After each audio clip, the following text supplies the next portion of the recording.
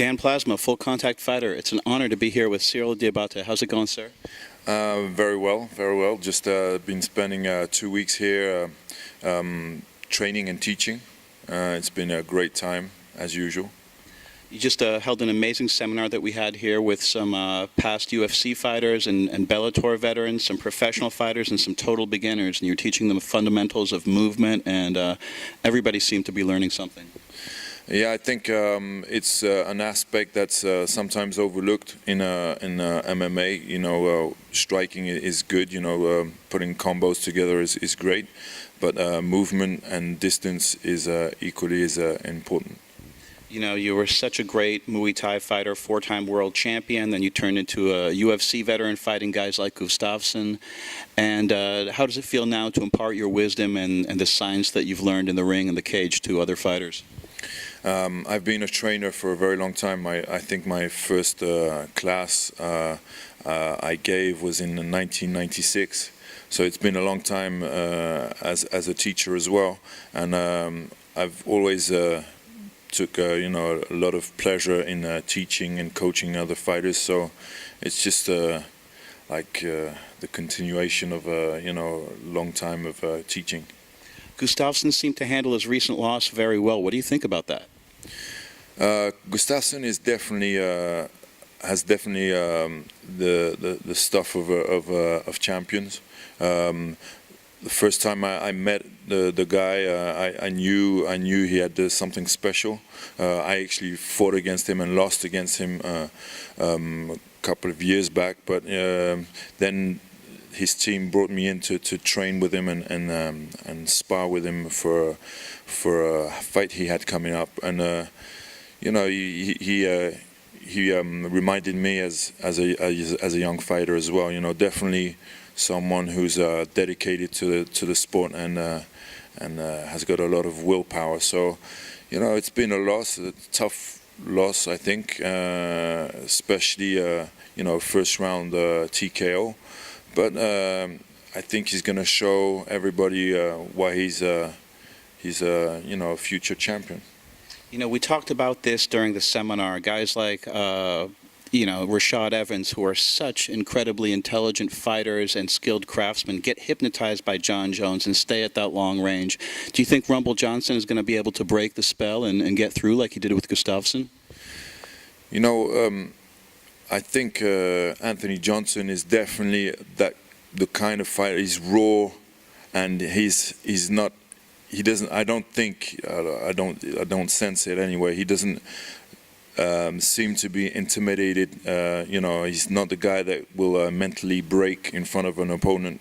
So it's about him and him putting his game plan into action, and I think he showed that against Gustafsson. You know, he had a game plan which was to pressure his opponent, to corner him against the cage, and make Gustafsson make some mistakes, and that's exactly what happened. I think he definitely has the style to put John Jones, you know, in that panic spot where he'll make those same mistakes Gustafsson made. So yeah, if he puts the same game plan to action, John Jones is going to have a hard time beating him. Is Nick Diaz being silly going up against Anderson Silva, considering the weight difference? Silly? I don't think you can.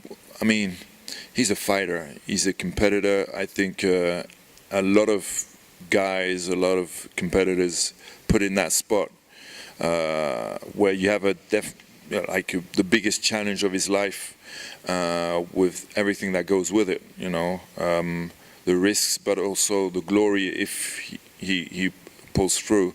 I think any competitor would, you know, say yes. I think that's why he's at that level, and that's why he's had such a great career. You've got to take risks at one point, and people would have been disappointed, himself included, if he'd denied the chance to go against probably the best fighter MMA has ever seen. So silly is not the word. Of course, on paper it looks stupid. Nick Diaz is not the best in his weight division.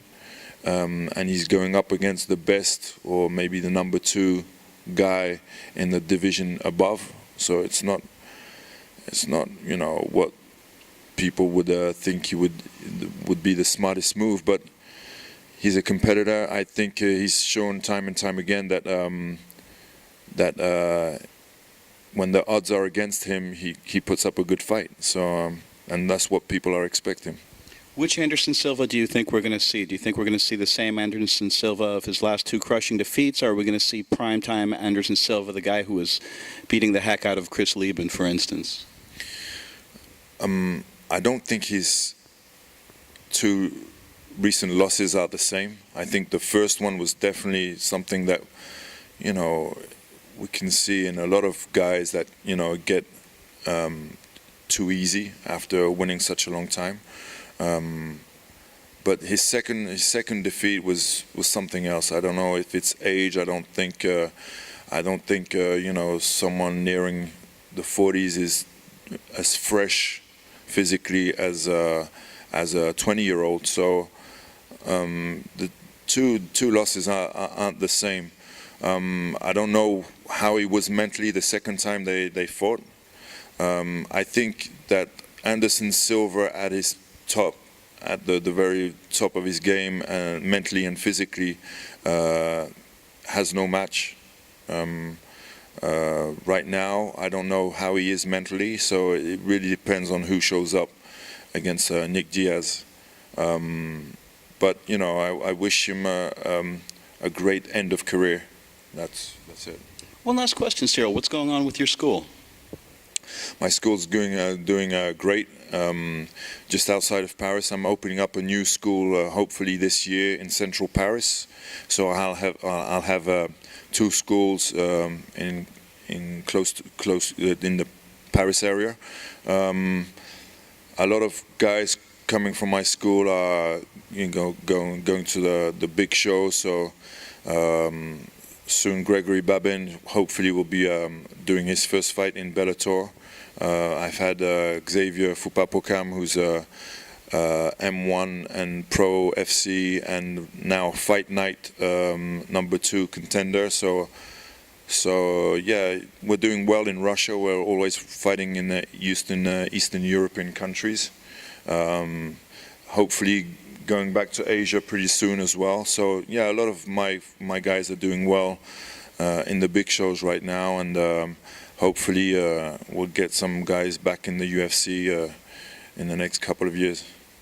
Outstanding, man. It's a great honor, man. Thanks for all the great coaching here at Tiger. Thank you very much.